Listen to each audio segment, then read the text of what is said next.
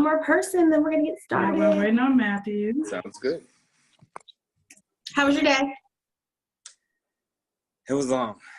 And it was, Long? yes. But it's Friday Eve, so I'm good. Good. Yeah. Anything tantalizing happened today? Exciting? Had some good barbershop conversation. Okay. Look, both of y'all lit up like What was that? To be perfectly honest, I some of those hate going to go. the barbershop with my son, and they never talk about anything while I'm there, which is perfect. So Oh, I've heard some stuff. I can imagine. That's why I'm glad they don't say anything while I'm there. It was funny as I walked in, and one of the barbers, he was talking about a woman's contribution, and if they believed it, and there was a woman there as well, and she was talking about if she believed in 50-50 or contributing, and I was like, I came in just at the right time. I was just talking about it like yesterday. Yeah. So what was the conversation about? What did they say? Basically, this particular guy felt like women should contribute, should bring something to the table, no matter what it is. You should be a contributor. And then I added, if a person's hung up on, 50-50 of the bills, just throw in a percentage of, no matter who makes more or whatever, you put in 60%, I put in 60%, the 40 you can do with what you want on your own, and that's your contribution to the pot. And we use that pot to take care of our combined, bills. Since you're stuck on a number, and they were like, yeah, Black people don't think like that. And I was like, yeah, you're right. You said you don't think Black people think like that? Well, it's not really communicated like that to Black people to where they could be on board with it. Because again, you throw a number like, I want to pay 50% of the bills, and people are just instantly turned off by that. That's a big conversation in our community. And last night I was talking to a friend about it, and he was like, he feels like he just gets so turned off from the whole conversation because he's like, the way he grew up was that his dad worked and his mother didn't. And so he thought that when he grew up, that's the life he was going to have. Like, he is a provider. He is a man. He goes out and he supports the household. He didn't realize until he got older that his mother did work, just not in a conventional way. And she still works now. But he said he just wants to be with, he said, I just wish people would just make the decision for their household. Right. Whatever works for your household. Even if, like there was a meme he and I were discussing about, like, the man makes $45,000, the woman makes $75,000. I'm sure you guys have seen that. And who pays what? He was like, if you decide in your household who pays what, that's how it goes. And it doesn't need to be discussed outside of your household. Right. As long as both are contributing and both are, helping to lead to your growth. Right. I agree. Now, the problem comes in that and it takes certain type of people to have that type of dynamic as well. But when this woman who makes more is holding it over his head, or this guy who can't take that she makes more and he's feeling less than a man because maybe her friends are saying he needs to be the provider, or she may want him to pay for everything with the little of what he has and her keep everything of what she has. Right. See, and that's another thing that he was discussing as well. And that is that same thing, that same dialogue. So I don't know. I don't know. And it goes back to a conversation that I heard recently on another podcast where Misha and I have discussed this so many times about men saying they don't want women who make a certain amount or who appear to be settled in their career because they feel like it's been held over their head. So they would rather have a woman that doesn't have, that has less. Yeah. They would prefer that. Inexperienced, maybe younger, hasn't seen much, so that they can feel like they're strong to that woman's life. Yeah. Not just that, but feel needed. I went through a situation where a friend of mine, she, when she got in her relationship and she got married, she wasn't working. Her husband said, go to school, get your degree. She got a degree. She came out, she was making more than him, substantially more. And he had a problem with it. So much so that he made her pay for everything. And he pretty much got sorry at that point. Cheated on her for a woman with less so that he felt needed because she depended on him. Yeah, and I was like, that's the dumbest thing like ever. Because if you're a team, that's your team, you know.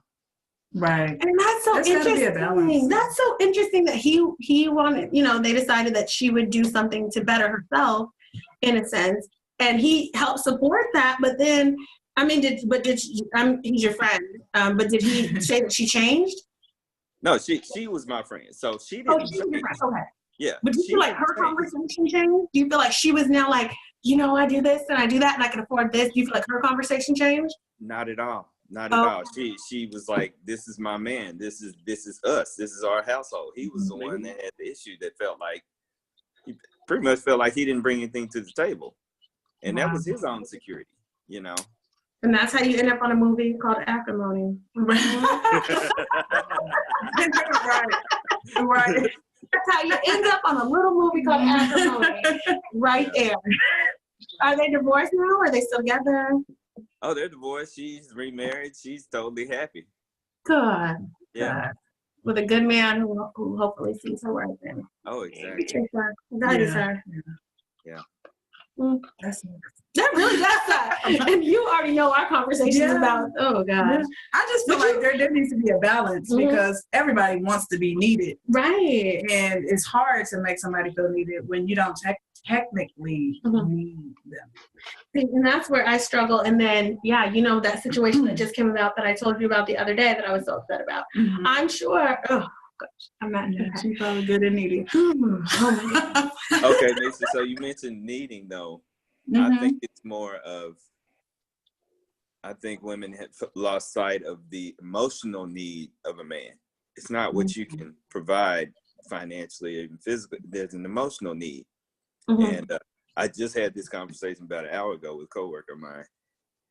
And we were talking about how ladies in the strip club cater to men on an emotional level. It's not that she's your woman or you taking her with you, but she's touching you, she's listening, she, you know, eye contact, she's engaging with you. That's the emotional side. You know, those are things that you can't buy. It's the attention, you know. And it goes a long way with guys. Yeah. You know. Yeah. She probably even asked him how his day was before she started. Yeah, exactly. Yeah. Conducting business. Yeah. No drama. You know, it's all pampering. It's all about you. You know. Right. We have Russian spies here. You can't see me. No. But yeah, I don't know. I just feel like there's a balance. I also feel like men are also different with those types of women too. Some men don't really let you in emotionally. They really act like, you know, they project that whole toxic masculinity where I'm not supposed to be soft and I'm not supposed to be the one who needs someone to ask me how my day was. And so they'll, you know, give you all of the attention, but meanwhile be starved for it, but won't allow you to pour into them emotionally. And that's a relationship where the two aren't friends. Because if you can talk, you know, versus you can be in a relationship with somebody and not be friends with them. I know. Yeah. When you're not friends, you're not opening up, you're not talking, you're not talking about the things that are important to you. It's about, you know, you having sex, you're paying bills, you're going through the motions, you're raising your kids, you know, etc. Right. I think it's really important. I know that, you know, you hear that all the time, that you want to really be friends with the person you're with, but I think that's really important, really, to me, in my opinion. Hi, Matthew. Hey, Matthew. Oh, hey, y'all can see me, hear me? We did. We saw you. Oh, sorry, I'm a little bit hungry, so I'm eating. Okay, you had a good day? You said how was my day? Yeah. Oh, it was a long day, but I'm good. Okay, good. Okay. All right. So everybody is here now. We're short one or two. We shall proceed. We shall. Okay. So I'm curious, is this a live stream or is it just recorded and it's gonna play back later? It's recorded. We're gonna do a watch party a little bit later tonight. Oh, good deal. All right. Okay. So, just a little bit. They're new to us. And we're new to this setting. So me and Jackie have never been in the same place at the same time while doing a Zoom conference. Ever. This is very new to us. Yeah. So That's cool. I just want to say welcome to both of you. Thank you for being our inaugural people with us. And it's exciting. And just a little bit about Love Jonesing. We started this a few months ago. We just want to have some open conversation, create some dialogue between Black men and Black women. So Men are from Mars. So that's how we got started. So we're not gonna hold you guys all evening. So we're gonna get started with some questions. So we sent you guys some questions. Hopefully you had a chance to review them. So I'm just going to jump into the first question. We'll go round robin, and I'll just call the name of the person who will start us off. And the first question is, how does it come across when you see a woman that's showing a lot of skin on social media, like a bikini pic at the beach? Is that worse than a daily workout post in workout clothing? Eddie. Okay. To me, this is a very slippery slope because I've seen it work and I've seen it not work. Now, for me, it depends on how often and what the situation is. If you're at the beach, you're on vacation, yeah, you're wearing a bikini, fine. If you're posting pics every day at the swimming pool, or sitting at home in a bikini or, restroom pics or whatever, then it's looking like a thirst trap. It's looking like you're looking for attention. You want likes. And then especially if people are commenting and liking and you're not saying anything back. It's about feeding your ego and your emotions. So that's not attractive to me. Okay. I hadn't thought of that before, about it makes a difference if she's responding back. Or she's responding back. I hadn't heard that before. Now, does it matter if those same pictures and frequency are in yoga pants and a workout top? Okay, you have to look a little deeper at the person too. If they're stressing fitness, they're stressing, doing this for your body, eating some type of weight type goals or something like that, then you're showing the progress of your life. Okay. Mm-hmm. But if you're just doing it, oh, look at my outfit, oh, bending over, stuff like that, that's another thirst trap. You just want people to comment on your body and give some likes and, boost your ego again. Okay. Mr. Washington? Oh, man, Eddie took all my points. I mean, I pretty much feel the same way. It kind of depends on what you're doing. Like, okay, you and your girls out in Cancun on a trip, something like that. That's something different than literally posting a half naked pic every day. Now, if you're a swimsuit model or something, hey, you're getting paid to do it or something like that. Nah, sure. But if it's just an everyday regular pic and that's what you're doing, honestly, it does seem a little bit thirsty. But then also, you have to look at the attention that it attracts, because everybody wasn't raised or trained.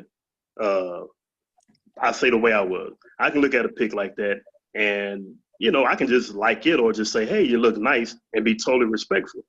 The other people might say all kind of sideways things, and you need to. You just never know what you're going to attract. You can't really control what nobody says, because everybody's has a different personality online. So when they on that computer typing, they can say whatever they want to. So you kind of put yourself out there for that negative attention that you may not want. I'm sure you don't want it, but you kind of open yourself up to that with the constant bikini pics and everything like that on a regular daily basis. I want to add on to what you said. The other thing is you have a lot of I don't want to sound degrading, but insta thoughts. They want to be discovered. They want to be, famous based on the pictures that they post and things like that. And again, you have to watch the type of person that you're dealing with. If they're that like that, then that's what you have to come to expect from them. Mm-hmm. But I wouldn't prefer that somebody I'm pursuing or somebody that I'm in a relationship to do that, because then you have distractions. You got people constantly bombarding the inbox, constantly messaging, coming at her all types of ways with all different proposals, guys looking, whatever, and it's really just taken away from what we have. Mm. Okay. Great insight, gentlemen. Thank you. Thank you. All right, so let's go to question number 2. Why do you think women over 35 who say and exhibit that they want to be in a relationship are single? Let Miss Voice to go first, yeah. Eddie. Oh, wow. You gonna kick that one off, Matthew? Oh man, that's a hard one. I almost feel like that's a trick question. Y'all trying to get me. No, honestly, we want honest dialogue. We want honest feedback. They say they exhibit, they want to be in one, but they're single. Honestly, to me, I think a lot of times, especially when you're looking at the age 35 and up, or you can even go 30 and up, but the older, a lot of times I think they let their relationships be predicated on outside, on other people's relationships, right? A certain status. You want to have this, I'm 35 and I'm already here, so my man has to be here, or things like that. And I think that kind of, you could, not saying you have to like lower your standards, right? You know what you want. You have a preference. You know what it is that you want. But a lot of times you may look over someone that's very, very good for you because they may not be at a certain level yet, or they may not have a certain title, or your friends may not like them. I think a lot of times what we put on our relationships is what we expect other people, other people's expectations or what they like or what they think. And it's really all about you.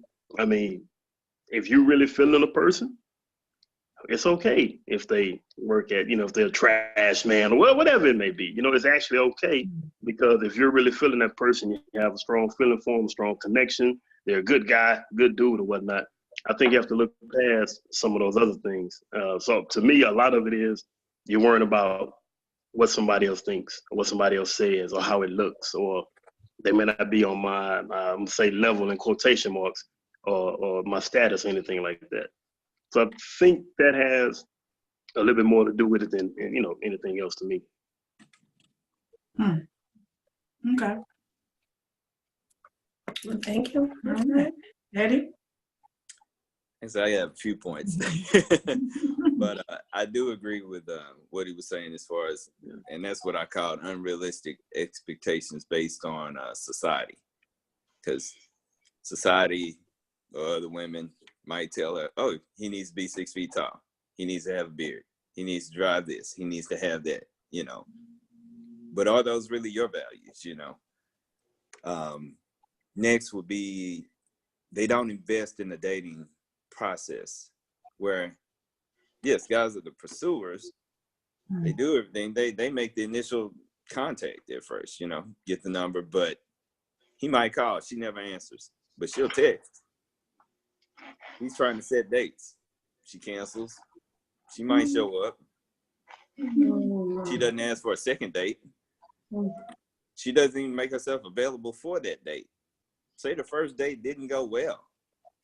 Is she willing to have a second date or a third date to even find more about this person? Is she asking the questions to find out about his personality, who he is, his content of his character, versus just looking for fireworks and everything to pop off just and be perfect the first time? That's unrealistic. I guess another point is social media and options and distractions. So you can meet someone, you can be interested in them, but you're pulled away by, again, people in your inbox or other people that you meet based on things that you do. So you can't even focus on the person that's interested in you. So you overlook them because of the eye candy, or the guy with seemingly money, or looks better on paper. You don't even take time to get to know who he is. Last point I had on that one was women who choose their friends their family or their job over their relationship. So everything's more important than the guy. They're chasing money, they're chasing their career, they're spending more time with their family or their friends. He asks her out, she doesn't doesn't give him a date, but yet and still she said, oh, I went and hung out with my friends that night. And she does this constantly. She's not giving him any time. But yet and still, she'll text him, she'll talk to him all day, every day.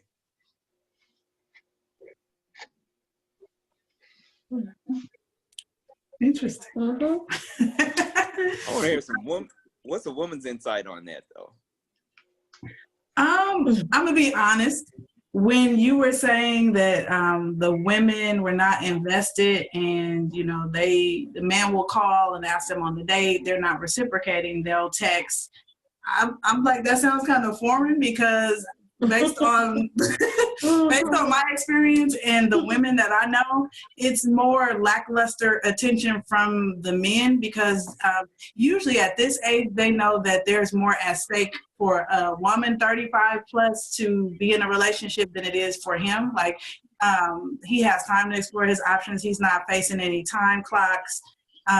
Usually nowadays you got women shooting their shot too, so he's probably entertained 3-4 different women that's jumped in his inbox and or promising something that looks better or is quicker, to where he's trying to go physically. And so I just feel like the man will kind of, what I experience is kind of like this inundation of attention in the early stages, and then it starts to fall off. There's no consistency. And that's whether it's reciprocated or not. It's just kind of, okay, I got her, let me just kind of keep her in the pocket, and then I'm going to work these other options. And should those other options not work out, then I'm going to try to double back. So I don't really, relate necessarily to the woman being lackluster in her intentions in investment. And I agree. I'm over the age of 35, and it has been quite interesting dating. I think that people, I can parallel what we just said. It seems like there's some, and like Eddie, you had said, there's so many options out there. You may like somebody, but social media, you have people in your inbox that, they look kind of good, and you're like, and then somebody says something that you think is interesting, and you're like, oh, well, wait a minute. So there's so many options, and I'm not just saying because of social media, but I feel like we're all looking for something better. We don't want to be the people who are in, who we're looking for the great sale, and we're like, ooh, let me go and see what's over here. And then you don't get it, and then it's gone. Right. We're always looking for something better. We don't want to miss out on anything.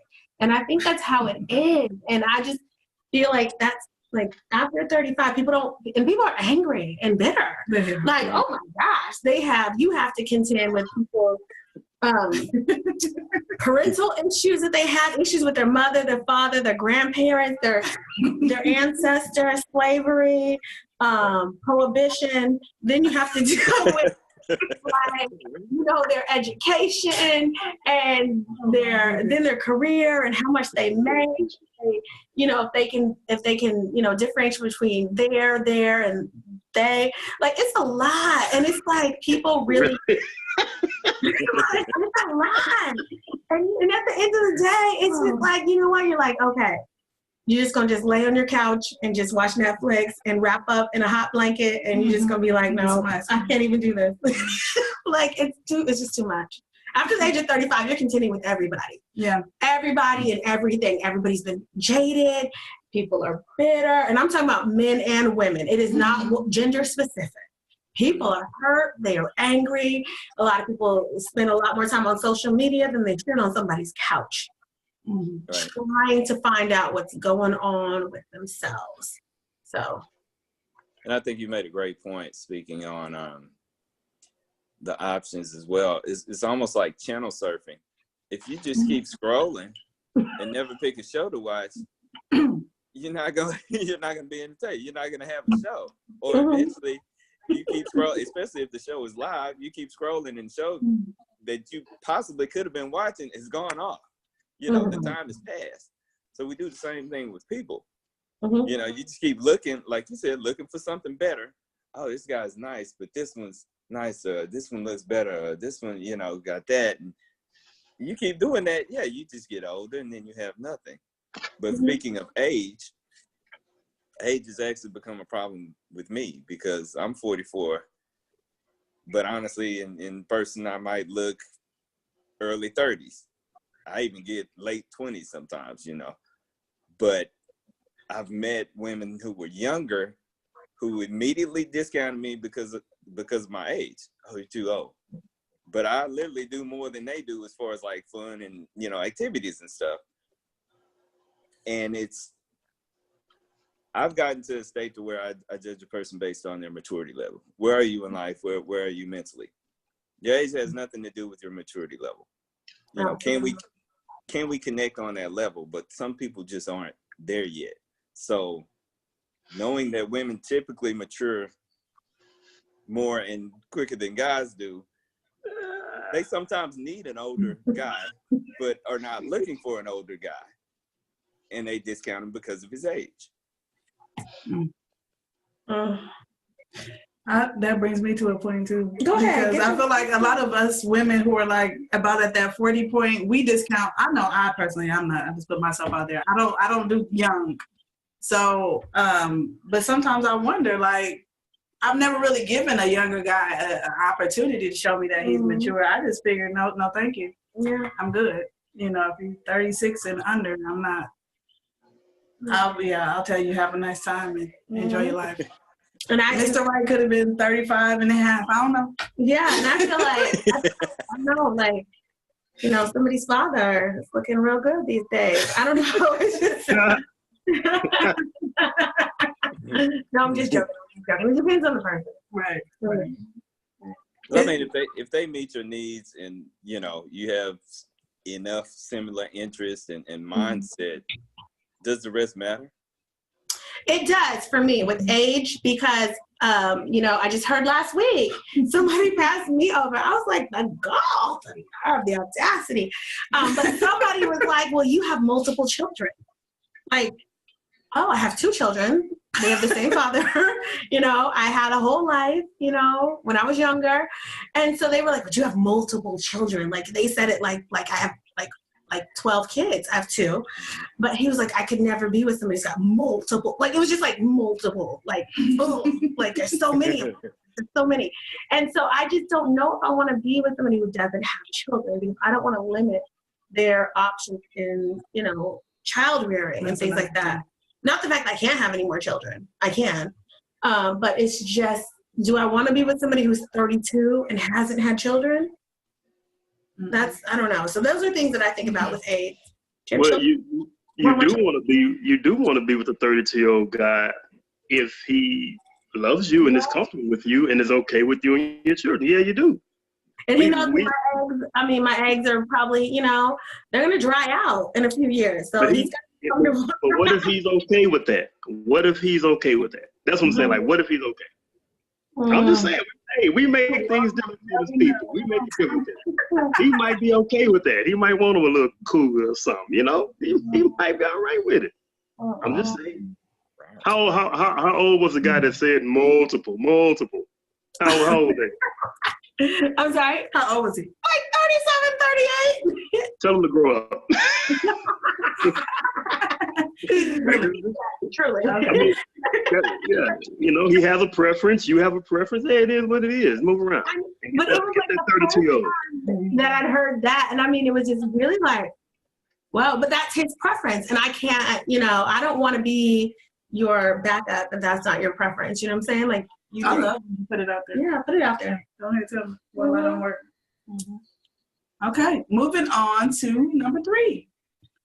Do you think Black women are becoming less forgiving of Black men in relationships? Like, are they dating relationships quickly, divorcing quickly, etc.? Let's start with Matthew. What you think, Matthew? Man, y'all caught me looking in the. All right, so do I think? What you doing, man? You looking out the window? What's going on? You know, the crazy part is I don't necessarily think they're becoming less forgiving. Honestly, I think like the old school women back in the game dealt with a whole lot because it was almost like forbidden to get a divorce back in the game. It was like, no, you're gonna stay with him whether he got 20 kids in 20 counties. It don't matter. That's who you married. That's who you had your first babies with. You're gonna stay with him. So I honestly feel like some of the some of my older generation dealt with a whole lot more because now, y'all not dealing with that stuff, man. Y'all out of there. If you're not up to my standards, okay, thanks, bye. And part of it is, as everybody say, we have options, but you have more, I don't want to say freedom, but you have more freedom. It's like more women are taking care of their business, y'all are more independent, more, go-getters and everything like that. So you don't necessarily have to stay or depend on that man that's going out there and working 50, 60, 70 hours because you're getting it yourself. So I really think, I think it's harder for them than y'all. I think y'all got a little bit more easier. See, but I'm saying, so do you feel like Black women are less forgiving? Because like you said, we don't have to accept the 20 kids in the county because we can go pay a rent somewhere else. We don't need you to, like as you said, afford the mortgage. Yes. So do you think that less forgiving? Well, I guess, yeah. I guess so. Yeah,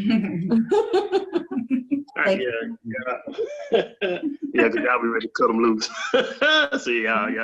So y'all should be more forgiving. All right, give us more chances. Let them get away with it. Right. We'll just let them do 5 kids and 5 counties instead of 20. Okay? Hey, that 6th one gonna put us on the edge. We'll bring that 6th one in here because that's gonna put us over the edge.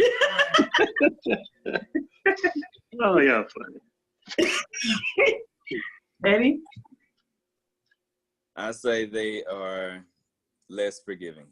And that's a big negative in the sense that you're not having conversations, you're not having conflict resolution. It's an easy out. You ghost, you block, you just don't talk to someone, you don't show up on dates. How can you expect to have a lasting relationship, with that type of behavior, from jump starting, honestly? If you don't like something about a person, tell them. Don't be afraid of what they have to say and listen to what they have to say. It's like, okay, let me take what I get from you so it can make me a better person. Maybe it was a misunderstanding. You know how many relationships ended over a misunderstanding? And then the other person can't even justify, they can't even tell the person what it was, especially over text.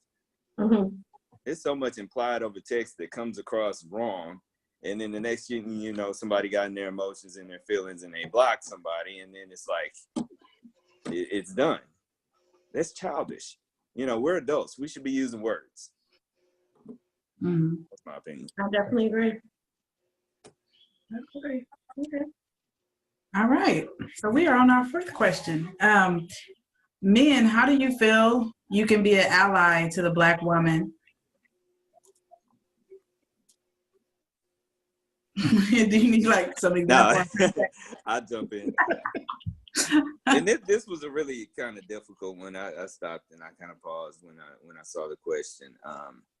But being an ally to me is the partnership of the relationship, and this applies both to men and women. But it's supporting your life goals, supporting what you're trying to achieve, being an effective communicator as well as listener. So it's not all about talking. It's also about keeping your mouth shut and listening, saying what's really important to that person. Being an example of positivity. You don't want to come into a relationship just constantly flooding someone with negative, information. You want to be a positive light. You want to be someone that can turn that mood and make things better. Let them see a different side of things. And ultimately just be their helpmate. Because honestly, that's what relationships are about. When I come into your life, I want to make things easier for you. I want to make things better for you. by me contributing and doing what I can. I don't want to add to your load and add to, you know, the bags you got on your back and be a problem.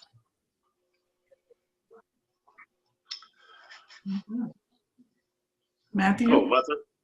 Oh, man. See, I should have went first again.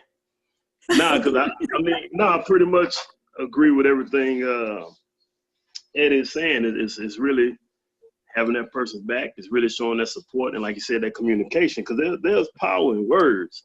And I find a lot that, you know, you could say you're supporting somebody, but your words, if you're saying something totally different with your words, it's not any kind of support. You know, you want to go back to school, you want to do whatever.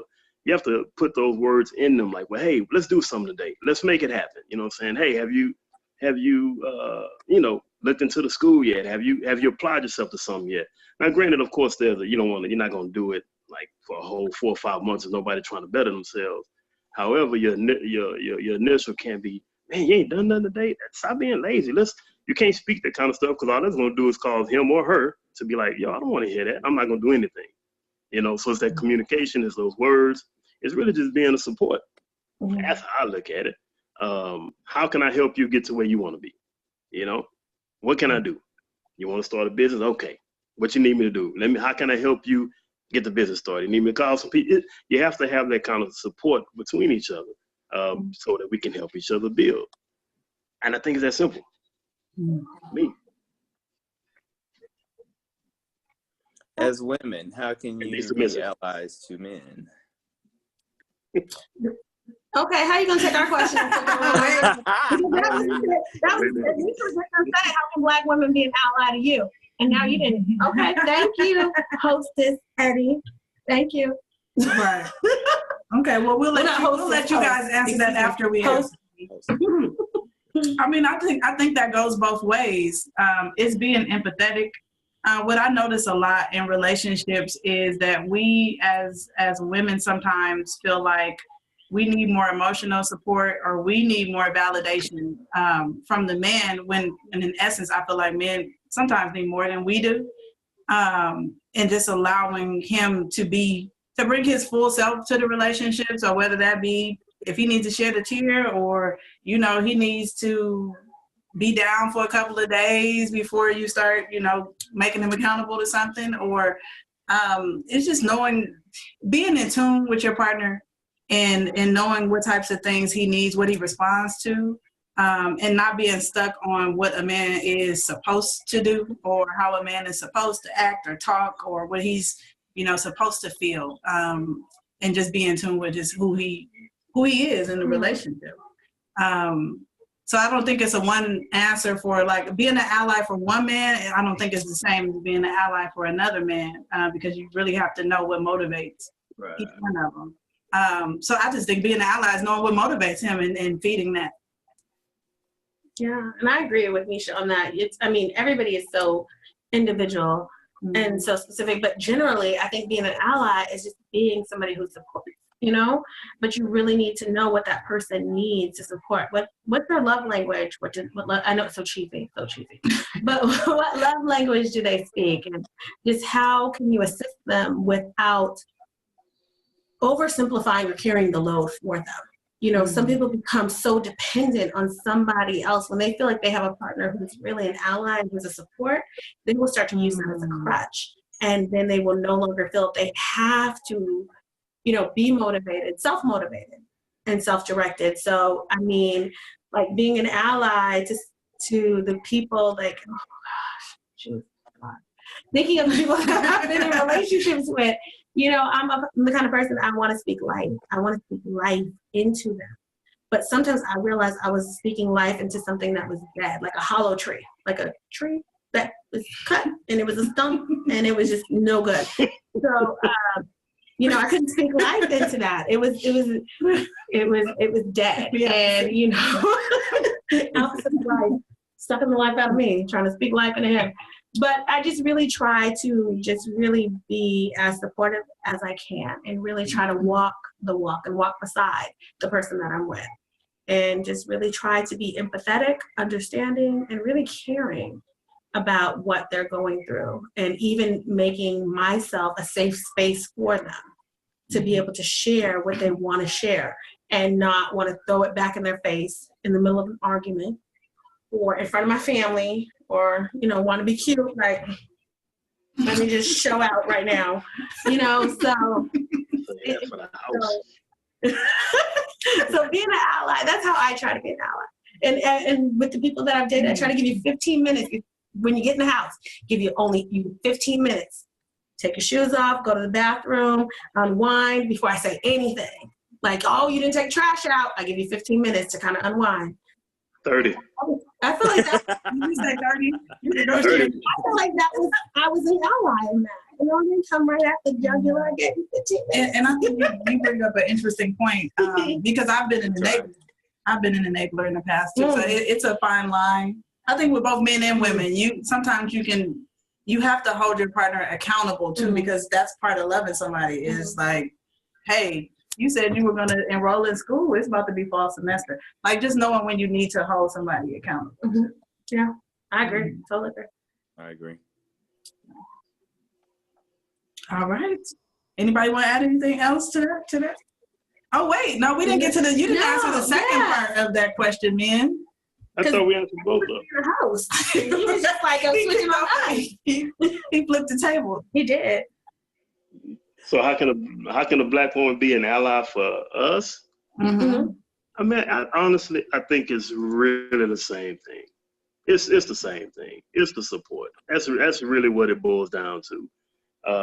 And you brought up a good point, Jack, when you're talking about like the love languages and just knowing what your partner likes, what your partner feels. You know, for example, if I'm dating somebody and she likes love letters, I don't care if you give me a love letter, but that don't mean I'm not gonna write her one, right? Because she wants it. So I'm gonna take out of myself, come out of my little realm, and write her a love letter. It won't hurt. Just write a little love letter, and everything will be all right.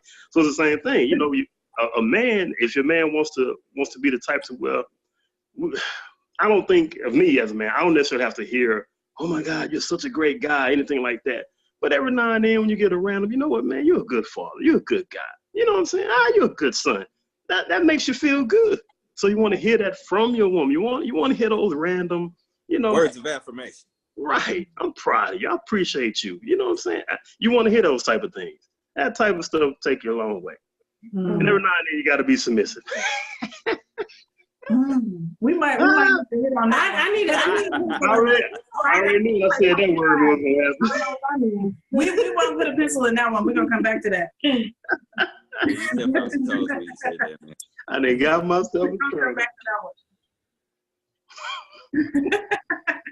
Your turn, Eddie. The house. But yeah, it's really the same thing. It's what you give and also what you expect. And also the flip side of that is knowing the person's love language or also their weaknesses or lack of strengths and being able to, you know, fill in the gaps. Mm-hmm.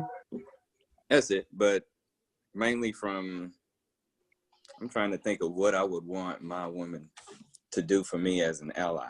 I think really more emotional support, you know, the nurturing side. Basically, I don't want to say what I'm not, but you know, men and women are different, and women are somewhat naturally that, you know. So be soft, be that shoulder, you know. Show me that love. I may have had a hard day, you know. Give me that hug, you know. Encourage me. Okay. Yeah. All right. Good stuff. All right, we are on our last question, but I think we're gonna go back to that submission thing after this. Okay. Why do you think relationships between Black men and Black women aren't resulting in marriage? That's a hard one. Oh, you want to go first? Go ahead, Eddie. You got it. Yeah, I got a few points on this one. So relationships not leading to marriage. one item is lack of commitment. I mean, people go through relationships and they're not really committed in the sense that they're dating with a purpose. Yeah, they want to be with somebody. They want to spend time with someone, do things, but it's just total lack of commitment to the cause of, I want to spend the rest of my life with you. Mm-hmm. You know, I want us to build something. I want to make you happy, and I want you to make me happy for the rest of my life. And when you commit to that idea, because loving somebody is a choice, being in a relationship is a choice. You have to choose to want that. And if you choose to do it, then you do it. Next point is people, well, we aren't taught how to be in relationships. We're taught everything else. Go to school, get a good job, get a career, you know, pay your bills, wash your car, do the dishes, everything. But it's rare that somebody teaches you how to be in an effective relationship towards marriage. So those role models, those positive influences, you may or may not have them, but if you're dating on your own based on what you know, which is little or nothing, how can you expect to succeed? You know? So you're going in blind and you're ending up with basically nothing. And in that, you don't understand the benefits of being married. There are tons of benefits to being married. Right now, everybody's taking care of themselves. Mm-hmm. I'm paying my own bills. I got my own house, pay for my cars, you know. I'm taking care of myself. And she's taking care of herself, whoever she is. But hey, if we put together both of what we have, I'm already taking care of myself. You come in the picture, we got a whole check basically that's disposable at this point. We can save, we can travel. Our bills are considerably less because now we have two incomes. However we decide to do our finances, but two is better than one in that situation. You might lose your job. You might get hurt. You got somebody to take care of you. You got somebody to cook for you. You know, you have help. Totally beneficial, especially you have a child. You have children together. Single parent, you got to do everything yourself. You got to go pick them up. You got to go take them to, you know, functions, dentist, doctor. Now you have two people, not just one. So basic math on that. Next thing is a lot of people are chasing money, and just the relationship is not a priority. Everybody wants to be independent, even single men, single women. You hear a lot of people say, "Oh, I'm getting money. I'm getting this money. I'm working." Mm-hmm. And I don't want to make it a black-white thing, but when you look at non-black people, they go to college and they're scoping out their potential mate while they're in school. Mm-hmm. It's not an either or. It's not, I'm going to go to school, I'm going to get my career, and the last thing I'm doing is getting to a relationship. Mm-hmm. They're doing that at the same time. And by the time they get that person, they done had 2.5 kids, the house, and, you know, they're already on it. We have put relationships, marriage on the back burner. It is the last thing in life that you do next to retirement. Like, for real. So, I mean, when it's lasted, yeah, you can end up lasting. You're not in your prime anymore. You're not as hot as you used to be. You can't compete with the younger girls, and you might not be able to have kids anymore because you waited so long. You know, it's like, man. Just saying. Mm-hmm. Last point is that, and this one like really hurts me, is that people have taken the mindset that people are replaceable. Mm-hmm. People don't have value anymore. And that's where that ghosting, that, you know, blocking people. You don't value a person if you're not willing to talk to them, because they can be easily replaced. Online, oh, I don't like you anymore. It's people waiting in line to like you, you know. But that doesn't mean they're right for you just because they're there. But it's the perception that, oh, I don't like something you said, so I'm gonna block you and I'll go talk to this guy, and then you just keep doing it and doing it because you feel like there's an endless supply of people that will like you. Versus a old school way you met somebody when there weren't all the distractions and options. If you met a person and started talking to, you might have been the only person talking to that woman at that time. It might have been one other person, but it wasn't hundreds of people. It wasn't 50 or 20 people. It was just you and that person, you know. And you went through it. Now it's again, you're at a loss, you know. Right. No options. Sound like that's a reoccurring issue. Too many options. Yeah. You know, me and Jackie were having a side conversation. What was that, about a month ago when you got your washing machine? Oh my gosh, yeah. Her washer went out. She was shopping for a new washer and dryer, and she went to the store, found an excellent set, and put it in her basket, but wanted to look around because, I mean, what if that's not the best washer for that price? And there may be better ones, or some may be on sale, some may have more functions. And so she looked around, ended up coming back to the same, you ended up with the same set that you had in there. Now, with people, that same set might not, that washer might not have been there when you came back. Yeah. You know, you just kind of put it to the side because it wasn't that it wasn't good enough. It did everything. It fit all the needs. It was pretty much perfect, but it may not have been the best thing out there for that amount. So, you looked around. Yeah, because I called Nisha because my washing machine did go down, and I was like, oh my gosh, and I called Nisha and I was like telling her about the struggle of getting this washing machine, right? And like she said, I had literally I went to the store, looked around, I had to touch them all, touch them, lift them up, literally went and touched them all.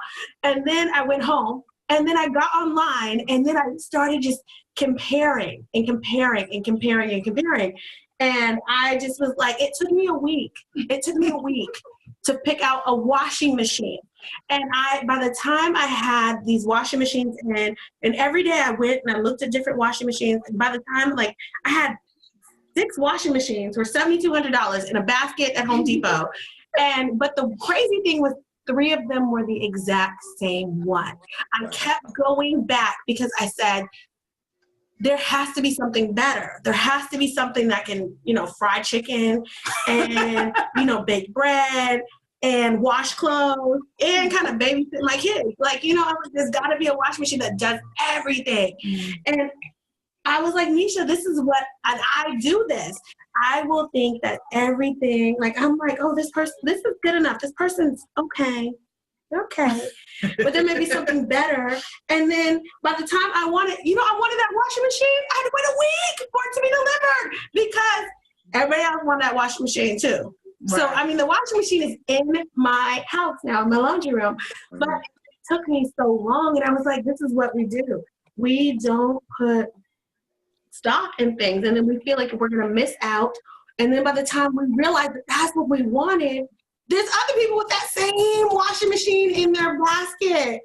It was a lot. I was just like, Nisha, I went through a whole thing, an hour diatribe. I was like, Nisha, in this washing machine in my dating life. Yeah.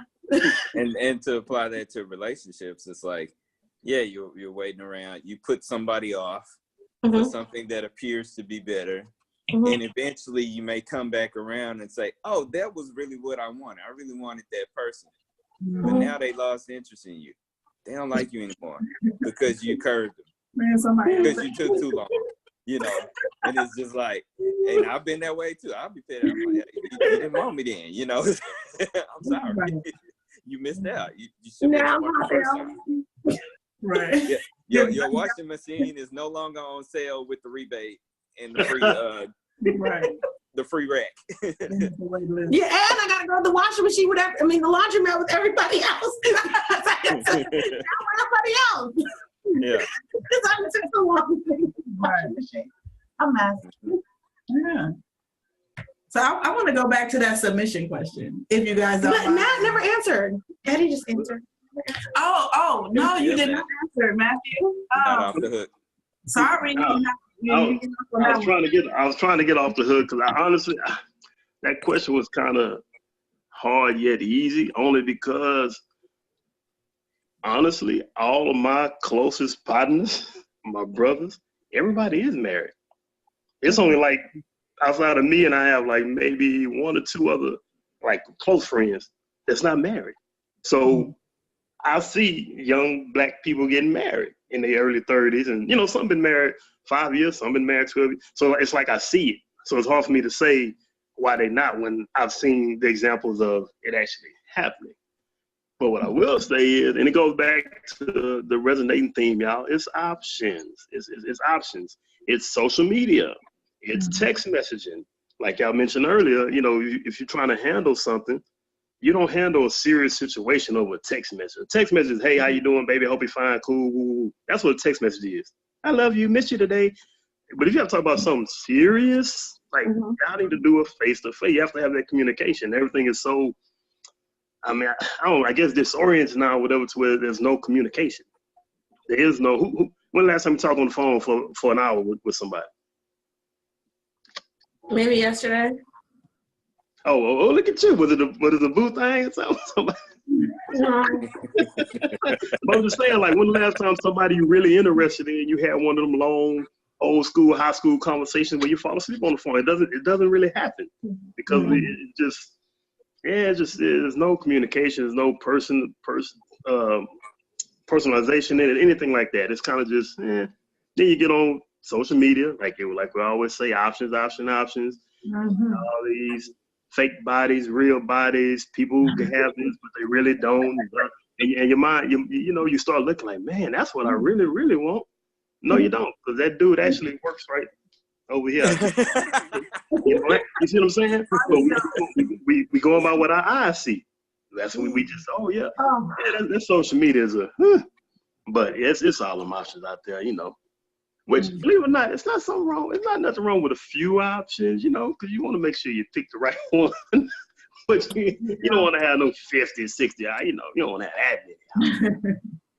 But you mentioned something really important, and it's being around like-minded people, positive influences. Your friends are getting married. I think that becomes a contagious. You see people around you getting married, you're like, oh, I need to get married too. Whereas if everybody's saying, I can do everything myself. Oh, I'm single. I like being single. You start taking on their mindset to where it's not a priority for you anymore. Yeah. I agree. Yeah, I can agree. I think that's actually, there's statistics behind that. People who have friends that are married are more likely to be married. Exactly. Or to value marriage, even if they aren't. So good point.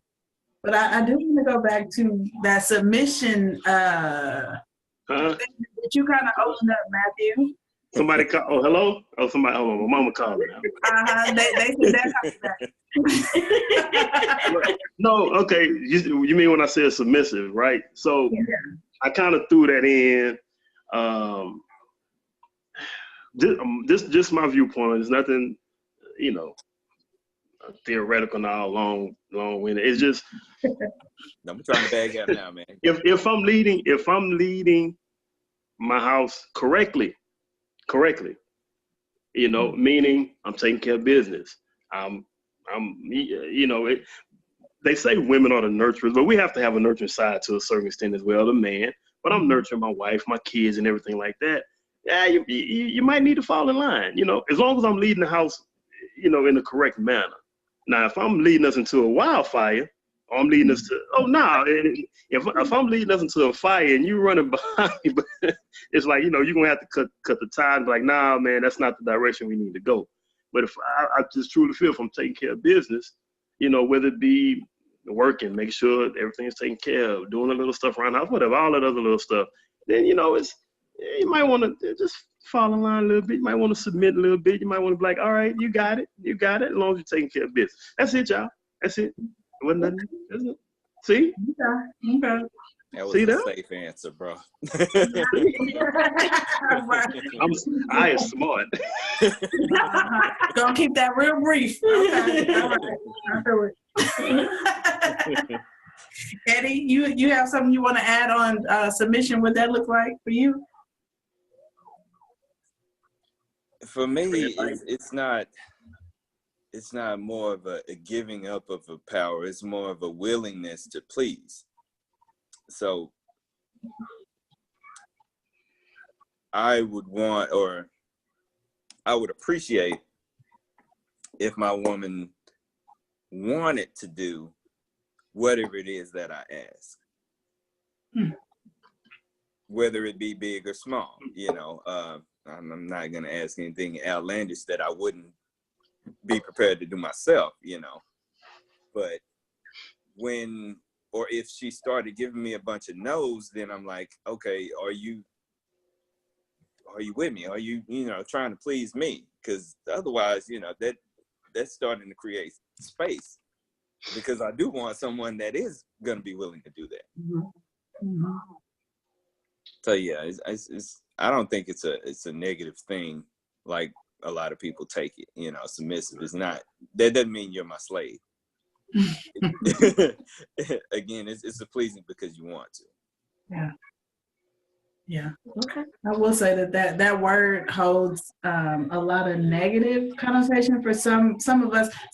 I mean, I come from more female dominated family, and so the word submission for a long time, I'm like, submit to you for what? You know, but that was the younger me, because I thought that meant that whatever, I just yielded to whatever you wanted, and my feelings, me being stronger in something didn't matter. That I was just supposed to do whatever it was that the man said to do. So I didn't really see the value in that until until after I was divorced. I was 35 years old. I didn't really understand what that word meant. I just know it sounded negative, and that everything that I ever felt and heard or thought about it had negative connotation to it. Mm-hmm. Okay. And see, and I didn't think it was a negative word. I heard it growing up all my life in church, and I didn't think it was negative at all, because it was just a way of being humble. You want to humble yourself before God. You want to humble yourself before your husband. Humble yourself before your parents. So I didn't think it was negative until I got older. And I think people were like, women were, and then a lot of women were like, oh no, you can't be submissive. Oh my gosh, you can't be submissive. So I think about college, I was like, heck no, I'm not going to be submissive to anybody, because it's negative and it's a horrible thing. And then in my 30s, I was like, everybody's smart enough to lead me anywhere. They're going to lead me into the wildfire, and I just can't trust them. So it's so interesting how my view changed, but I didn't think it was a negative thing.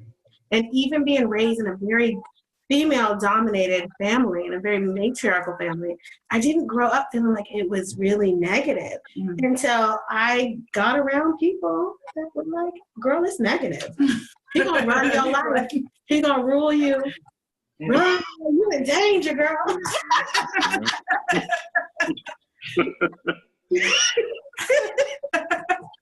I think people miss the value and balance, because a relationship is yin and yang. So that energy and that power shifts, and you just have to shift with that. I agree. All right. Yep. All right. Well, gentlemen, I thank you. I thank you so much for for questions for them. Yeah. Do you have any questions you want to say? Ask us anything? Say anything? Hey, we can talk about more stuff. we have some time. Okay. Let's see. You know what? We've been doing the talking. We'll let you guys bring up another question here. See, I feel like I've been doing all the talking. Oh my gosh. Okay, I got a topic here. Roadblocks. I recently met someone, well, actually, it's come up a few times. Meet a woman, and she says, oh, I don't like this. I don't want to do that. I don't eat this. I don't want to go there. I don't want to do this. And it's like, okay, that's a bit of a, you know, it made me kind of step back. Like, what do? You know, you're kind of being the opposite of the way I am, especially when you meet somebody. You want to be open to who they are and what they do. But being with someone that really doesn't shadow your lifestyle, or even your food choices, can become a real problem. Mm. Have you experienced anyone that was like that? I'm gonna start that one. I usually tell people that I have a 9-year-old's palate. So it's funny. I laugh when you say. I laugh when you say, you know, even food choices, because I am the person where you like, oh, let's go to a Chinese buffet, and I'm like, a Chinese buffet. I'm greedy, but I'm very, very selective in what I eat. But I've learned that I may not eat. I'll go somewhere with somebody now, you know, say, I want to go out for sushi or whatever. I make more accommodations now, whereas before I was like, I'm not even sitting in there. I don't want to smell it. I don't want to look at it. I'm not tasting it. No. But now I'm more like, okay, I'll grab me something, and then I'll have some sake while you eat X, Y, and Z at the sushi place, or, you know. But then at the end of the day, and this is an issue for me too, because I feel like I have a lot of interests that don't really meld into one person for the most part. And so sometimes I think you don't really want somebody to yield too much to the stuff that you like to do, because then, and that's like, what's in it for them really? Like if I'm asking them to do 90% of the stuff that I'm asking them to do are things that they don't want to do, maybe we're not compatible. Exactly. But my point is that it seems like women have more hangups than guys do. Guys typically are pretty simple and willing to do a lot of stuff, even if they don't want to do it, if the woman's involved, where the woman will quickly tell you, no, I don't like that. I don't want to do that. I'm not going there, type thing. I don't know. Maybe I feel like we were socialized that way, because when it comes to dating, it has been something that was for the woman's, kind of for the woman's satisfaction. You know, so I feel like some women feel like we do have more, and I'm not saying it's right, but I feel like we've been groomed or socialized to feel like in dating, we are the bigger voice in like what we want to do. And so I think some women take liberties in that and say like, yeah, you know, this date is supposed to be for me. So I don't want to go eat, you know, whatever, or I don't want to go do a salsa dance lesson. I don't want to, you know, go watch a basketball game versus, you know. Really? But yeah, I'm saying the date is all about the woman. It's about her best life experience on this date. No, so I'm not saying that's the real case, but what I'm saying is a lot of people have been socialized to feel like, yes, the exercise of dating is more so for pleasing the woman. And I think some of us take liberties in that. A date is not your birthday. Date is not your holiday. I'm sorry. You know. No, the point of a date is really just about you spending time together, about you being with that person and learning about it. It matters not what you're doing and where you are. That's the way a date should be. But yes, you're correct. People had these expectations of, I'm gonna go to the finest restaurant, we're gonna get dressed up, or we're gonna take a trip or whatever. And it's like, no, I don't even know if I like you like that yet, to invest that time or that effort to do whatever it is, you know, especially not on the first date. Right. You know, I need to see can you talk? Can we have a conversation? Can we talk about anything or nothing? Can we people watch? You know, can we connect it in any point, you know, on this date? And then we go from there. But no, I'm not going to roll out the stops and just red carpet treatment on the first date. And then you end up ghosting me and be like, oh, that was a wonderful date, and I ain't never seen him again. No, Right. Well, and I think the problem is too, people are dating people they don't like. You don't even know if you like somebody yet, and but you're on dates in multiple, in some instances you've been on multiple dates and you don't even like this person. You don't even know if you like this person. So, yeah. Which is why you shouldn't be spending a whole bunch of bread on them dates. right. Yeah. But let's go to the store. You're I'm gonna gonna make these sandwiches. Yeah. Well, I went on a cute breakfast date this morning. It wasn't expensive. I didn't pay, but it didn't, but it was really fun. But I think my roadblocks, and my friends will tell me, I can hear Misha laughing because she probably knows my roadblock, is that I like men who are like a certain aesthetic. Like I want you to at least look like you've attempted to go to a gym, like you care about your health. Like it's important to me. Like not. I mean, what if you got like a little bit of pot belly? Look good? I'm not perfectly shaped. You know what I'm saying? I'm not a perfect shape. Ain't nothing wrong with a little belly though, just a little bit. What'd you say? So ain't nothing wrong with a little belly, just a little bit, you know what I'm saying? No, I'm not talking about that. Just people who just refuse to do anything. Like they don't want to work out. They are, they just eat whatever. Yeah. Just lazy. Yeah, and the way people feel matters to me. Like when I touch them, the way they feel is important. Muscle, she want muscles. So I'm curious, because that sounds like a type, how has that been working for you? Are you getting the same results going after that type? I don't really go after anything. People kind of just come my way. But it's not the people that I would ideally want. I just had this conversation with me the other day and my other good friend. And I was like, what's happening here?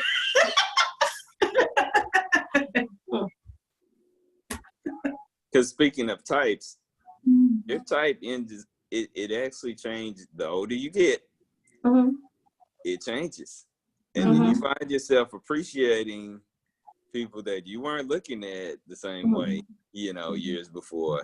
And you start looking at different things. The list changes. It gets shorter and shorter and shorter. And you start looking at yourself and you're like, spring chicken, hey, they just need to have a job. Okay. Yeah. They need to take showers. They need to be clean. They brush your teeth. You got teeth in your mouth, You got most of your teeth in your mouth at this point, like Sans with the teeth. And I agree with you. I mean, the list does change as you get older because you change. And, I'm not expecting anybody to be like, looking like The Rock. Yes, you did. That audacity. Oh gosh. I'll speak to you after this, Misha.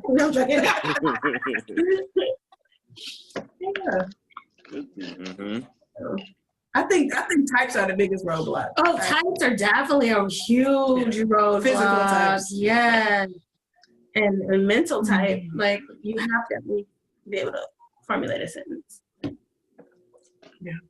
So is a physical type as much of an issue with women as it is for men? Because men are very visual, men will basically agree with me on that. That's the first thing we see is how you look. Now, for me, that's just the start. I got to talk to you. I got to see where the head's at, where's your intellect? Because you can be a pretty bag of rocks and, I can't do nothing with that. Right. So for women, do you see old boy over there, with looking like The Rock, and does it matter if he has intelligence, if he can carry a conversation, or you just know he looks good? I can change.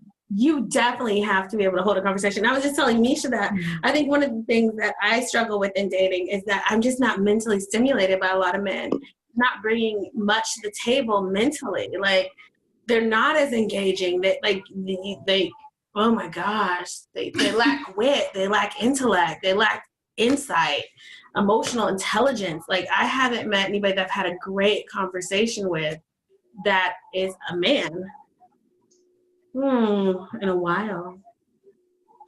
Yeah. Oh. Yeah. Yeah, I just met somebody and he's okay. He's okay. He's cool. He's funny. So that's working. He's funny and charming. I mean, well, I'm like, if you make me laugh, Mm-hmm. and we can talk. He's funny and charming. So that, yeah. Yeah. Mm-hmm. All right. Quiet over there, man. Huh? It is. Oh, yeah. Quiet over there. I'm just listening. But I unfortunately, y'all, I do have to step away. Okay. Yeah, we're at that time. I gotta cook anyway. for my children. So Let me know when what else going on. Appreciate you for having us. I appreciate that. Thank you for joining us. we appreciate you for joining us. Thank you for joining us. We Oh appreciate yeah, it. no problem. No problem. All right. Bye, guys. Have a good night. Bye. Everybody have a good evening. You too. You gonna shut us up?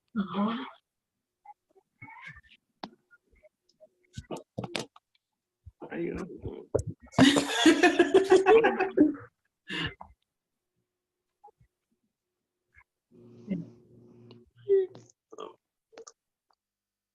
Okay. Yes.